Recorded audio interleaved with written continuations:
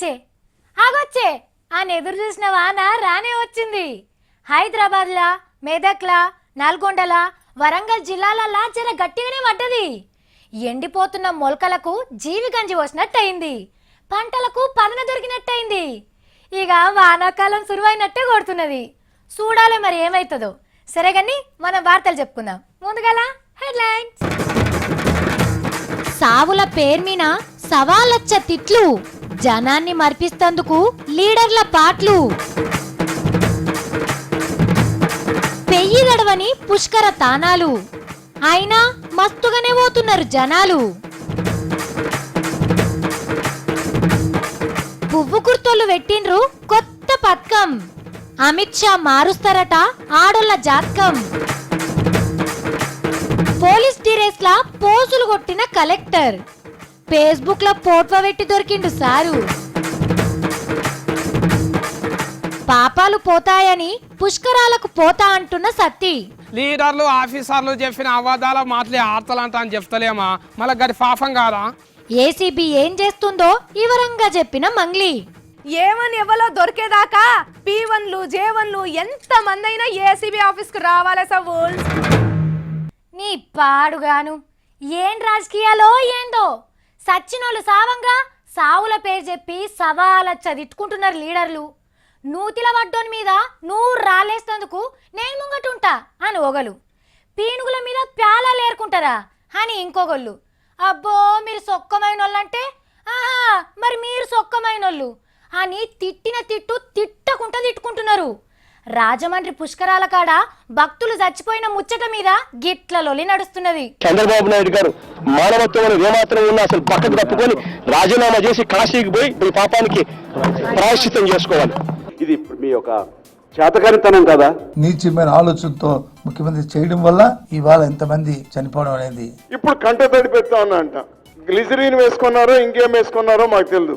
అవును సార్లు సర్కార్ తప్పే చేసింది, కానీ మీరేం చేసినట్టు ఏనాడన్నట్టు ముఖాన ఏం జరుగుతున్నదో చూసిండ్రా? ఎట్లా చేస్తే మంచిగా ఉంటుందో సర్కార్కి ఏమన్నా సలహా ఇచ్చిండ్రా? మాకేం పచ్చి మాకేం ఖర్చు అన్నట్టు చేస్తురి. గంత పెద్ద పుష్కరాలు జరుగుతున్నాయి, ఆఫీసర్లు ఒక్కరే ఎంతకని చేస్తారని మీ పార్టీల కార్యకర్తలు సాయానికన్నా తోలిండ్రా? స్వచ్ఛంద సంస్థలు భక్త సంఘాలు పోయి శాతనైన కాడికి మంచి చెడ్డలు అరుచుకున్నాయి. మీకు ఆశోయి లేకపాయే. మంది వచ్చినాక మైకుల ముంగట్టుకొచ్చి లొల్లి పెడితే ఏమొస్తుంది సాలరు పబ్లిక్ సిటీ కాకుంటే? ప్రతిపక్ష నాయకుడిగా మీ డ్యూటీ ఏమి?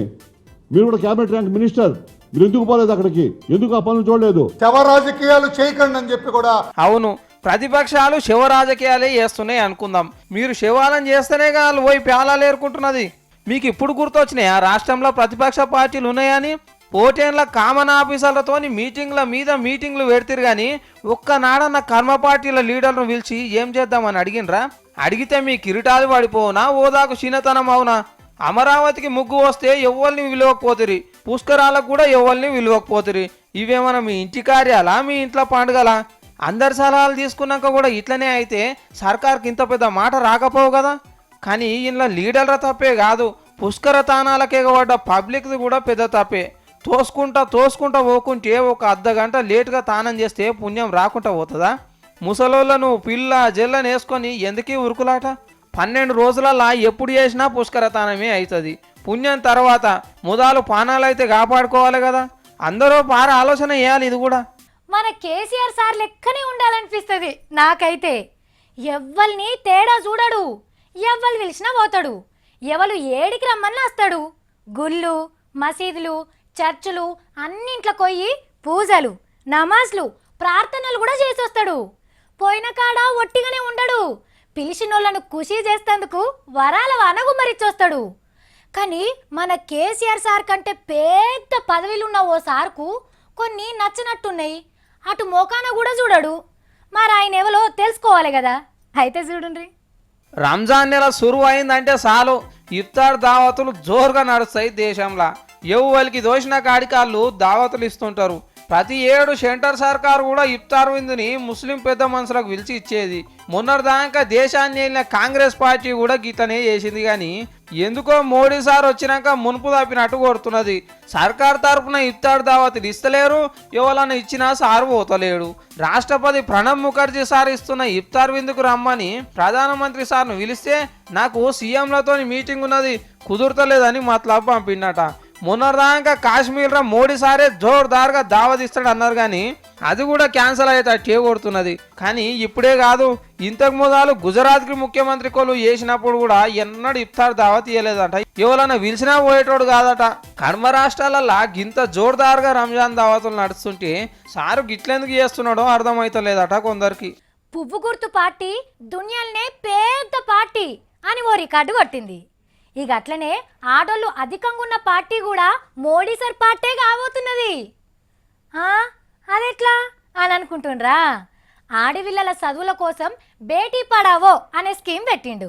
సంపాదించిన పైసలు దాచుకోండ్రని ఆడళ్ళ కోసం సెపరేట్గా ముద్రా బ్యాంక్ అని పెట్టిండు. అట్లనే బిడ్డతోని సెల్ఫీ పోటో అని ఓ కార్యం సురువు చేసిండు. ఇక ఇవి జాల్తలేవని ఇప్పుడు దునియాల ఎవ్వరు జయంతిలా ఆడోళ్ళ మీద అంతులేని ప్రేమతోని ఓ కొత్త స్కీమ్ ఒకటి పెట్టిండ్రు బీజేపీ వాళ్ళు. రియాకల పండుగకు మంచి ఆఫర్ పెట్టింది పువ్వు గుర్తు పార్టీ ఆడోళ్ళ కోసం. ఆఫర్ పేరు అన్నకు రాఖీ గట్టు ఇన్సూరెన్స్ పట్టు. పండగ నాడు ర్యాక గడితే కట్నం కింద చీరలు పైసలు పెట్టి చేతులు దులుపుకోకుండా 12 రూపాయలు పెట్టి చెల్లె పేరు మీద ఇన్సూరెన్స్ చేపియమని అలా పార్టోళ్లకు ఆర్డర్ వేసిండు అమిత్ షా సార్. ఏడాదికి 12 రూపాయలు కడితే 2 లక్షల రూపాయలు ఇన్సూరెన్స్ వస్తుందట. మరి ఈ ఆఫర్ అందరికి అనుకునేరు, బీజేపీలు ఉన్నోళ్ళకే వర్తిస్తుందట.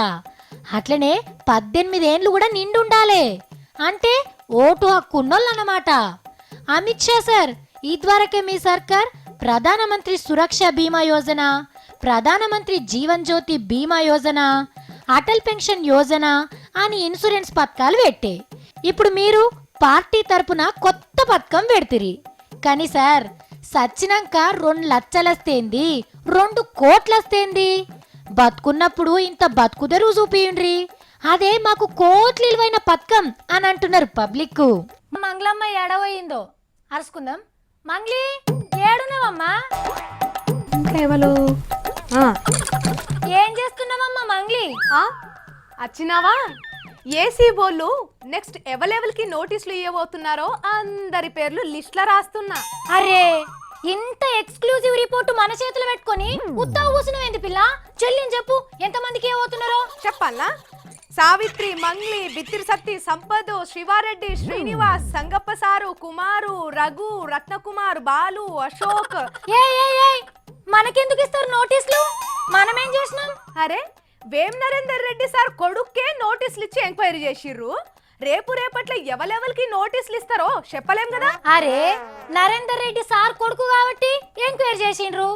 అయినా నీకు నాకు మన రిపోర్టర్లకు ఎందుకు ఇస్తారు? ఎందుకు ఎంక్వైరీ చేస్తారు? వార్త చెప్పినందుకు యాంకర్లను, రిపోర్టింగ్ చేసినందుకు రిపోర్టర్లను ఎంక్వైరీకి పిలుస్తారు. మనమేం చేసినాం? నేనెందుకు పోతా విచారణకు? గాయాన్ని నడవై ఎంక్వైరీకి నువ్వు రెడీలో ఉండు చెప్తున్నా. అరే నన్నేం అడుగుతారు? ఏసీబీ కేసు వార్తేస్తే ఎంతమంది చూసే అవకాశం ఉన్నది? అందులో ముసలోళ్ళు ఎంతమంది, పడిసోళ్ళు ఎంతమంది, చిన్నపిల్లలు ఎంతమంది, చీమిడి ముక్కోళ్ళు ఎంతమంది? అంటే ఈ లెక్కను చూస్తుంటే చూసేదేం లేదు. A1, A2, A3 ఇడిచిపెట్టి P1, P2, P3 అని నోటీసులు ఇస్తారు. చూడు నువ్వు. P1, P2 అంటే P1 అంటే press 1 Savitri, press 2 Mangli, press 3 crime reporter Sampath. ఇయ్యగాక J1లు కూడా ఉంటాయి. J1లు అంటే వాళ్ళెవరు? జనం సౌల్స్. ఇక అవైతే కోట్లల్లనే ఉంటాయి నోటీసులు. ఇదేం విచారణ మంగ్లీ? ఇట్లనే ఉంటదమ్మా. 100 మంది దోషులు తప్పించుకున్నా మంచిదే గాని ఒక్క నిర్దోషికి మాత్రం అస్సలు శిక్ష పడద్దు. ఒక్క నిర్దోషికి శిక్ష పడద్దని చూసినోళ్లను ఇన్నోళ్లను పబ్లిక్ అందరినీ దోషం చేస్తారా ఏంది? ఏమని ఎవలో దొరికేదాకా P1లు J1లు ఎంత మంది అయినా ఏసీబీ ఆఫీస్ కు రావాలా సవోల్స్? అంటే నీకు నాకు సంపతన్న సంగప్ప సార్కు అందరి చేతులు వెనక కట్టేసి తలకాయ మీదికి లేపి నెత్తి మీద లైట్ వేసి ఎంక్వైరీ చేస్తారా? సినిమాలు ఎక్కువ చూస్తావా సావిత్రి? కాదు మంగ్లీ, నేను ఎప్పుడు పోలీస్ స్టేషన్ మొకాన కూడా పోలేదు, నాకేం తెలియదు, గందుకే అడుగుతున్నా. గంత సీనేం ఉండదు, లోపట కుర్చేసి కూసుండబెట్టి మంచిగా నిన్ను రౌండ్ అప్ చేసి కన్ఫ్యూజ్ చేసే క్వశ్చన్లు వేస్తారు, జాగ్రత్త. అమ్మో, నన్ను రౌండ్ అప్ చేసి కన్ఫ్యూజ్ చేస్తే కన్ఫ్యూజన్ లా ఎక్కువ చెప్పేస్తానేమో. ఇన్ని రోజులు ఎంక్వైరీని బట్టి చూస్తుంటే వాళ్ళకి ఏమైతే అక్కర్లేదో అవే ముచ్చట్లు నిన్ను అడుగుతారు. నువ్వేం భయపడకు. మై హూనా సావిత్రి, మై హూనా. నిజమేనులా, వాళ్ళ ఎంక్వైరీ చూస్తుంటే రేపట్ల పేపర్లకు టీవీలకు జనాలందరికి ఇస్తారు కావచ్చు నోటీసులు. ఎటూ అర్థమైతలేదు ఈ ఎంక్వైరీ. అందరిని అట్లా లోపటికి దోల్కపోతుండ్రు, ఇట్లా బయటికి తెస్తుండ్రు. పుష్కరాల కోసం 825 స్పెషల్ రైళ్లను నడుపుతున్నారట. కొత్తగూడెం, మంచిర్యాల, రామగుండం, బాసర, రాజమండ్రి, నరసాపురం. సావిత్రి అక్క, అబ్బా, నడిమిట్ల విలువద్దని ఎన్ని మాటలు చెప్పినా అర్థం కాదా? ఏంటో చెప్పు. ఓ సావిత్రి అక్క, నాకు 1000 రూపాయలు 2 దినాలు సెలవు ఇయ్యవా? ఏంది 1000 రూపాయలు ఇచ్చి 2 రోజుల సెలవు ఇయ్యాలనా? ఎందుకు తమ్మి? బాసర ఉసుకరాల దానం చేసి వస్తాక నిండా మునిగొస్తా ఇట్లా. అద్దు తమ్మి అద్దు, నీళ్ళు అస్సలు మంచిగా లేవు. జోగురామన్న సారు తెల్లగా మునిగి నల్లగా బయటకు వచ్చిండు. అట్లయితే ధర్మపురి పోతానక్క. అరే, ఆడ సీఎం సార్ మునుగుదామంటేనే నడుముల లోతు నీళ్లు లేవు, ఇక నువ్వేడ మునుగుతావు? అయితే రాజమండ్రికి పోయి దానం చేసి వస్తా. అమ్మో, అద్దు తమ్మి అద్దు అద్దు, వశపడని జనం ఉన్నారు గడా, ఆయనతో నిన్ను తొక్కి చంపేస్తారు. నాకు తెలియదు పో. హైదరాబాద్ వచ్చినాకనే తెలిసింది నాకు.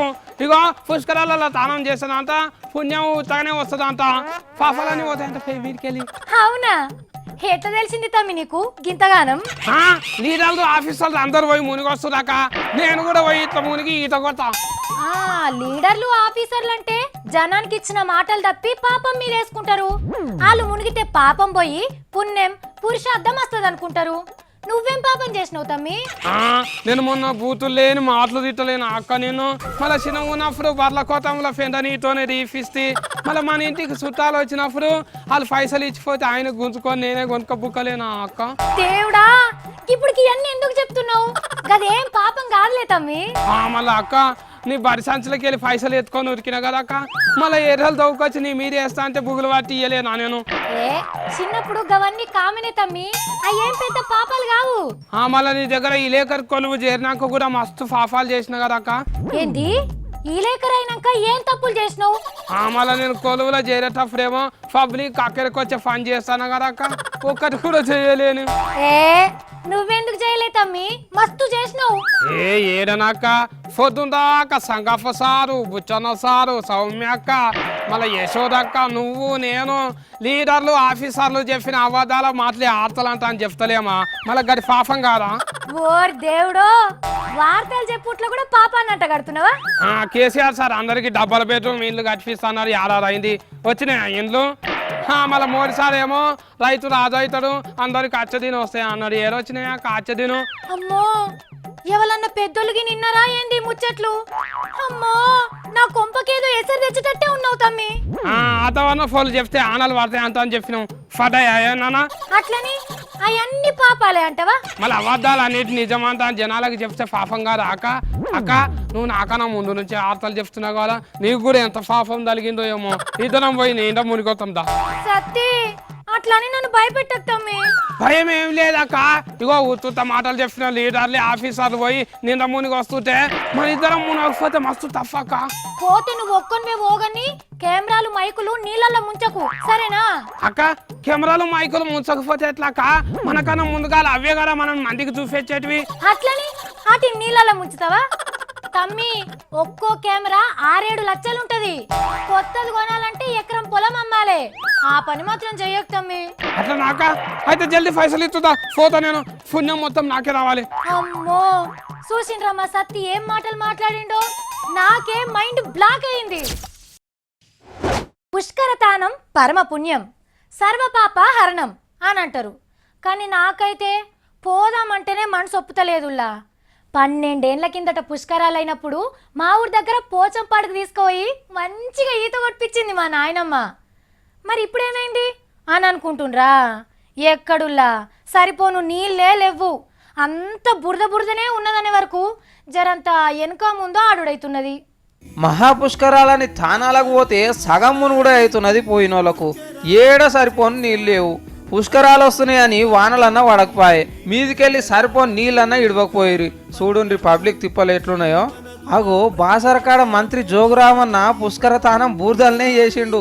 2 రీన్ సబ్బులు పెట్టి ఉతికినా పోయేటట్టు లేవు మార్కలు. ఈసారి గౌతమికి పుష్కరాల వేడుక.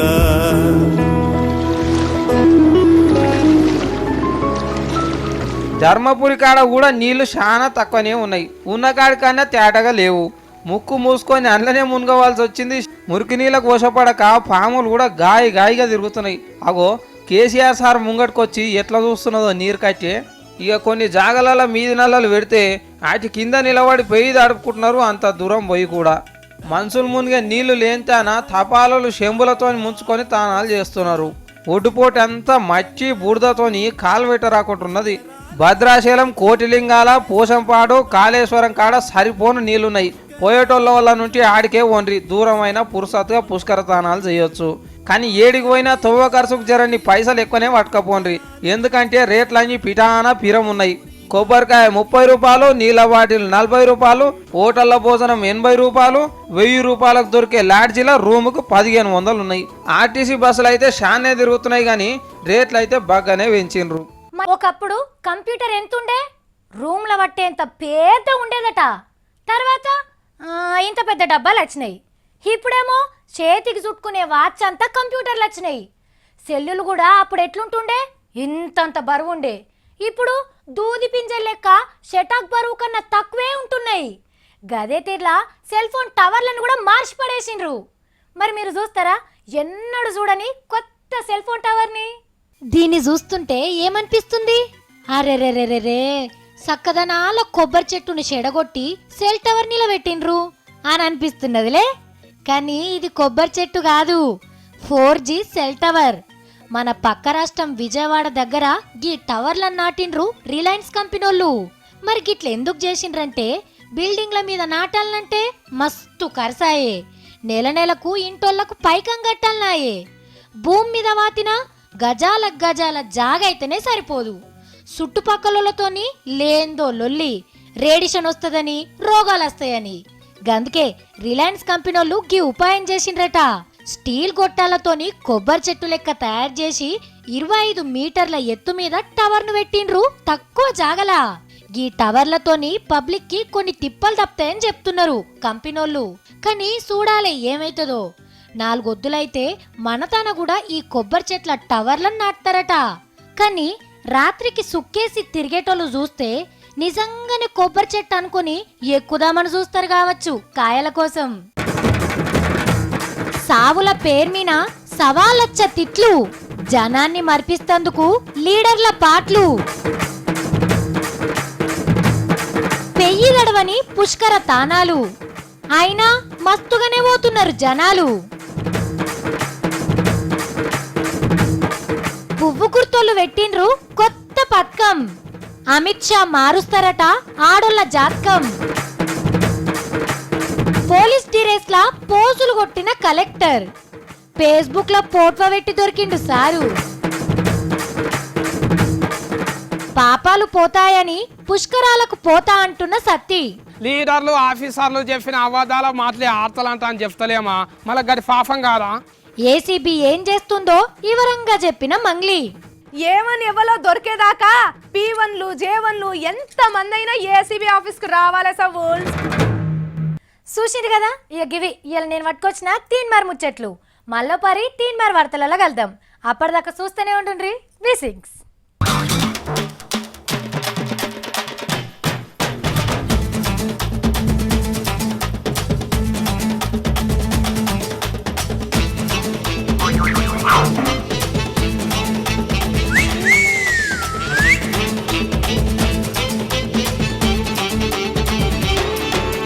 Manipalli jewellers, general bazaar, Secunderabad. Manipalli jewellers 3 మార్ వార్తలు.